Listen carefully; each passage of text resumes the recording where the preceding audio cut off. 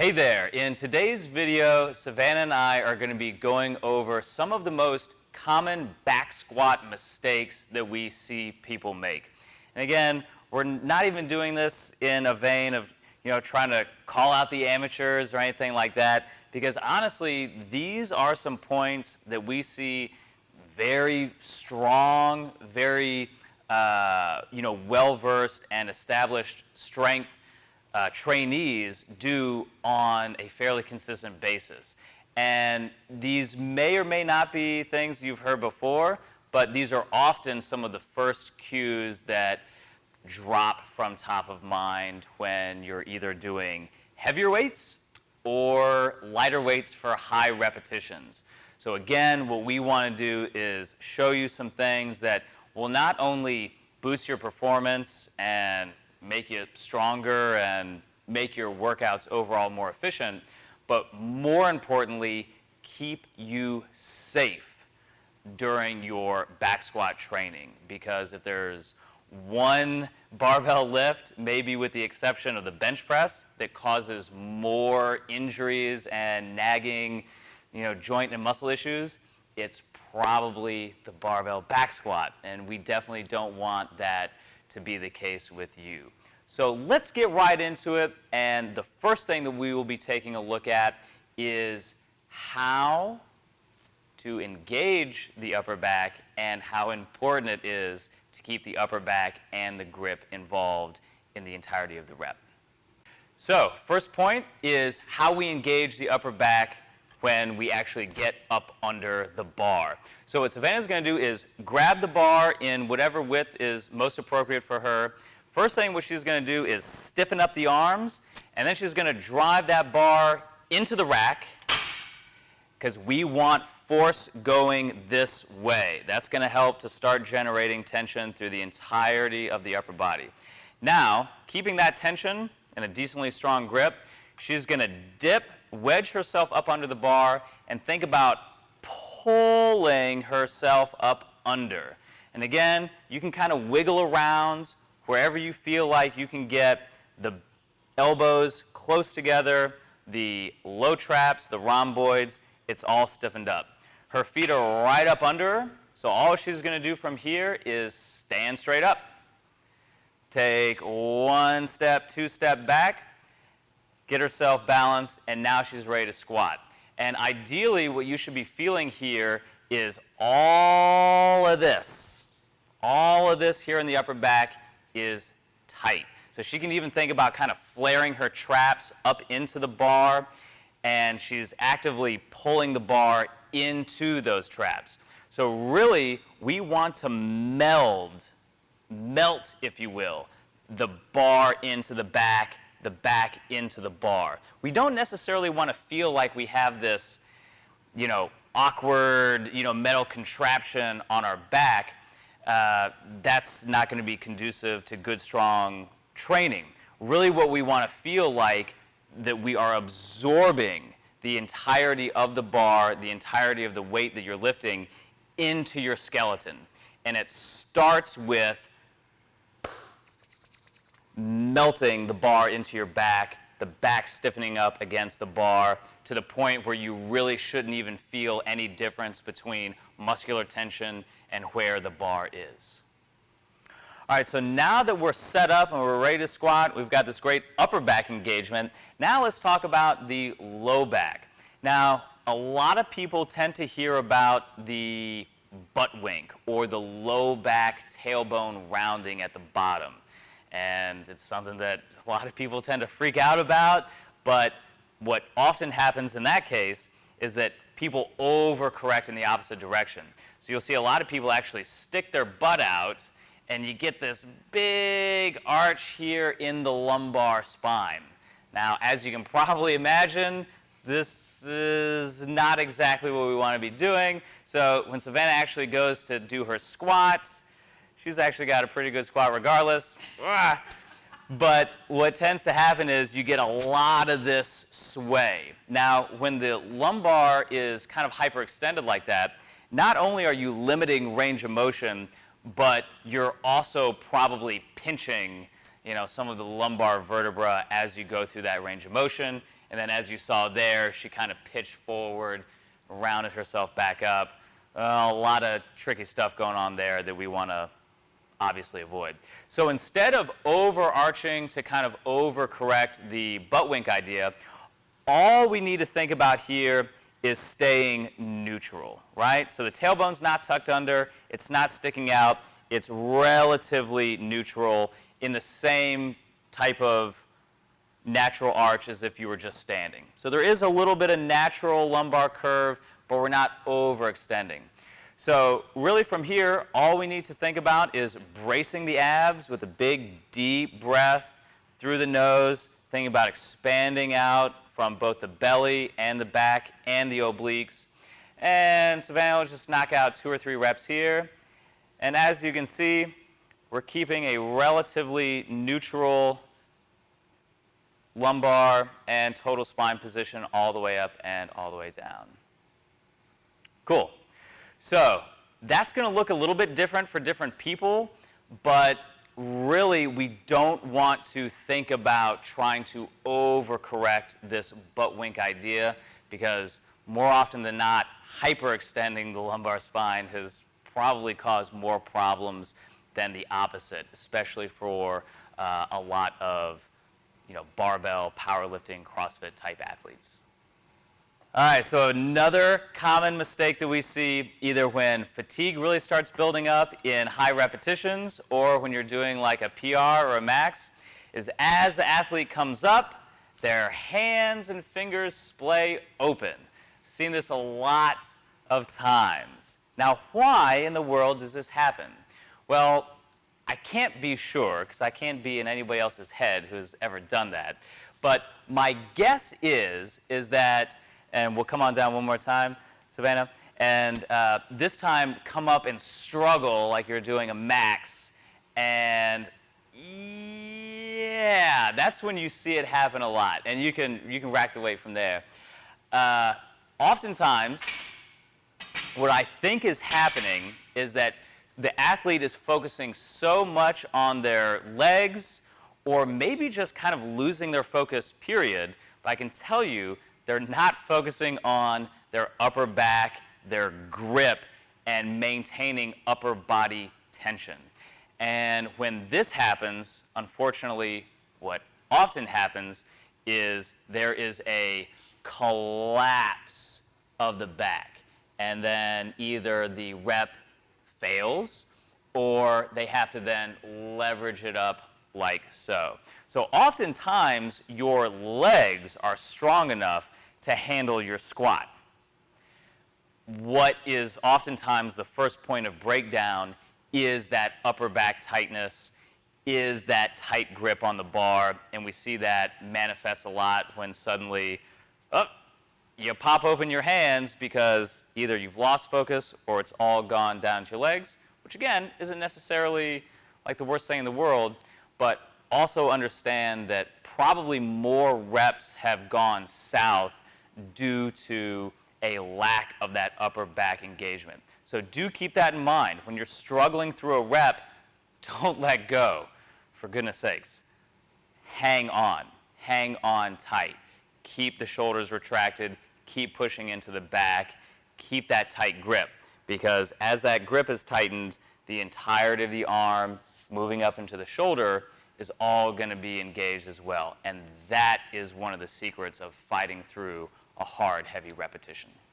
So outside of the whole butt wink and lumbar rounding issue, the other big cue that a lot of folks have probably heard in the lifting space is knees out, right? Really doing everything we possibly can to eliminate any sort of knee valgus or knee travel in towards the midline.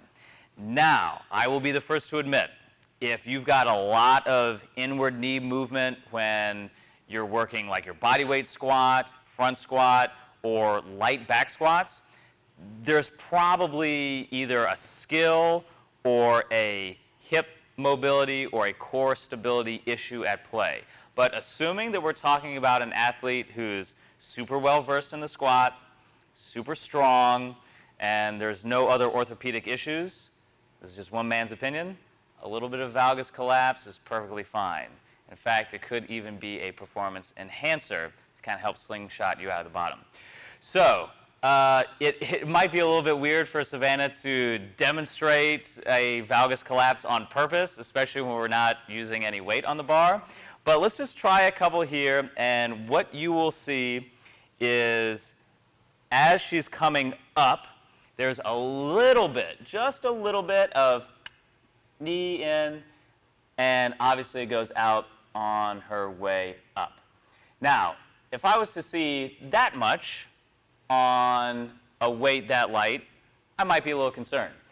But what the mistake that we want to make sure that we avoid is overcorrecting the valgus collapse, just like how we were talking about the bowing.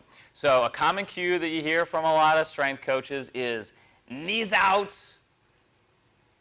and keeping the knees out, obviously, like on our way up. Now, the issue with this is that when we maximize external rotation, external torque through the hip before she even comes down, what tends to happen is you kind of almost run out of space a little bit, okay? Especially if you're really winding those hips. So instead what we want to do is, instead of thinking about maximizing the external torque at the top, we really just want to come down relatively neutral and externally rotate when we come up, okay? So again, this part of the video is really less about the valgus collapse itself and really more about the whole external torque idea. So you really may not be able to see it too well just because this is an internal cueing type idea here. But Savannah's just saying about coming down neutral and pushing the hips out on the way up. And when she does this, this actually gives her space at the bottom to take advantage of the knees out, the external rotation idea, which is valid. It's just when you do it from the top, you're kind of blowing your shot before you even have the chance to maximize it, okay? Now, what we want to make sure that we don't see, again, going back to this valgus idea, is if Savannah comes down, there's a little bit of a difference between, and you can come on down to the bottom, there's a difference between the knees coming in on their own accord versus collapsing at the ankles, okay? So again, this is very, very subtle. We want to make sure that the ankles are stable, that the ankles are neutral, and that you are kind of pushing out with the feet so that you have stable ankles there. And then if the knees travel in a little bit, that's totally fine, okay? So that's what I really want to hammer home here, is that the knees out cue is totally fine, but you probably want to save it for the bottom. Don't waste it at the top. And finally, we're going to talk about racking and re-racking like a professional. So, first things first, appropriate rack height. So you want to set your J-hooks low enough that you can actually squat the weight off the bar. You don't want to have it so high that you have to like tiptoe yourself out. You see that a lot? That's super dangerous. So we've got the height set here for Savannah at approximately, what would you call that? Armpit height, or somewhere between like 3 and 4 inches below the collarbone. But what you can see there is that it's low enough that she can do all of the cues that we talked about in the setup, ducking under the bar, wedging herself in. Now, to unrack the weight, Savannah's going to get set up, kind of how we did at the beginning of the video. Good strong arms, pulling yourself up under, getting that good upper back tightness. We want this upper back tightness engaged right from the get-go. Now what you'll notice is that her feet are basically right up under the bar. We don't want to split. We don't want to leverage the bar with our back. We basically want our setup to include a quarter squat. So from here, she's just going to get into her squat stance and stand up with it. Simple as that. And she's all dialed in. Now, to come away from the rack, she's going to take one step, match, adjust your feet however you need to from here. Now she's ready to start her set. But as we saw, it's really one step back, match with the other foot.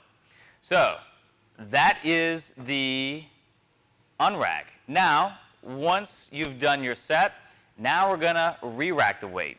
And I like to do this in a specific kind of way. I think the best thing for safety purposes, for making sure that you don't miss the J-hook, is to take the one big step in, slam the weight to a mild to moderate degree. You don't want to hit it so hard that you bounce yourself off, but make strong contact with the J-hook, with the rack, and then drop straight down in a shallow lunge position. So, because Savannah only took one little step out, she's going to take one big step in to make contact and down. And she's done. So, the secret to a good re-rack is really a good unrack to start your set. So, again, one big step in, you've made contact, you drop right down. Oftentimes we see is people tiptoe themselves in and they try to be all square and set straight down, and that just puts too many extra steps into the puzzle when the set just needs to be done. So again, you finished, you take a big step, you slam that sucker, you drop straight down, and the set is over. So that does it for this video. We covered a lot of ground, everything from the top all the way to the floor and back, from the rack to the unrack, from the unrack to the re-rack, I should say. So all this to say, the back squat is an amazing total body exercise. Hopefully that's what you've gotten from this video and from ideally your training and the cues that you use for yourself, maybe some of the things that you've learned here. The back squat isn't for everybody. Be the first to admit. There's a lot of prerequisites. There's a lot of stuff that needs to be lined up and strong and in place for safe, effective back squatting. But these are all things that most people can work on. Most people have room for improvement. And hopefully what you found through this video is you've identified some of the points that you can work on in your own training, because when you do, you may find that the squat suddenly goes from you thought it was one type of exercise, you thought it felt a certain way, but over the course of time, you should be always revitalizing and revolutionizing the way that you approach exercises and lifts, especially if it's a lift that you want to get really strong at, something that you want to do theoretically for the rest of your training career. So hopefully this all gave you some food for thought. Thank you, Savannah, for being a great squat model. And if you have any questions, please feel free to reach out. Otherwise, happy squatting.